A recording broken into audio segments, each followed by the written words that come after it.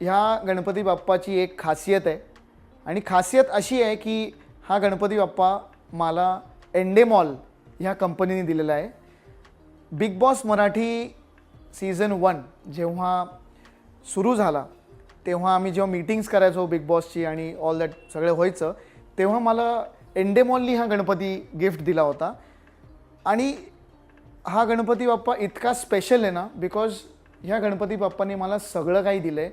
हा बाप्पा जेव्हा घरी आला तेव्हा खूप यश म्हणा किंवा समृद्धी म्हणा आणि बाप्पा आल्यानंतर फेलिशासुद्धा माझ्याशी खूप कनेक्ट झाली. करिअर वाईज खूप चांगल्या गोष्टी घडायला लागल्या. बिग बॉस मराठीचा मी रनरअप होतो. प्लस त्याच्यानंतर मला खूप कामं मिळायला लागली, पैसा यायला लागला घरी. सो मी आजही या बाप्पाशी कनेक्टेड आहे. जेव्हा केव्हा मी लो फील करतो, कधी कामं नसतात, डिप्रेस्ड फील करतो, तेव्हा मी त्या सोफ्यावर बसून ना असं बाप्पाकडे बघत बसतो की बाप्पा तू नेहमीच माझ्या पाठीशी उभा राहिला आहेस, प्लीज मला हेल्प कर. तू विघ्नहर्ता आहेस तर माझी जेवढी विघ्न आहेत ती तू दूर कर. सो हा बाप्पा माझ्यासाठी खूप स्पेशल आहे. ऑफकोर्स आमच्या घरी गणपती बसत नाही, पण आम्ही ह्या बाप्पाची दरवर्षी गणपतीत पूजा करतो.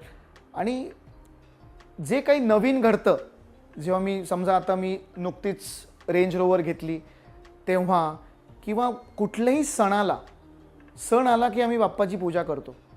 सो हा बाप्पा माझ्यासाठी खूप स्पेशल आहे आणि आमचा एक छान पर्सनल बॉन्ड आहे.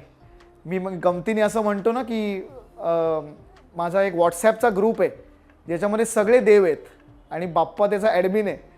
सो मला कधी काही डिप्रेस फील झालं किंवा लो फील झालं तर मी त्या ग्रुपमध्ये मेसेज करतो आणि या बाप्पाशी बोलतो, प्रार्थना करतो की मला जे काही विघ्न आहेत, जे काही दुःख आहे ते सगळं दूर कर. So once again thank you Endemol, thank you Bigg Boss Marathi Colors की त्यांनी हा बाप्पा आम्हाला दिला.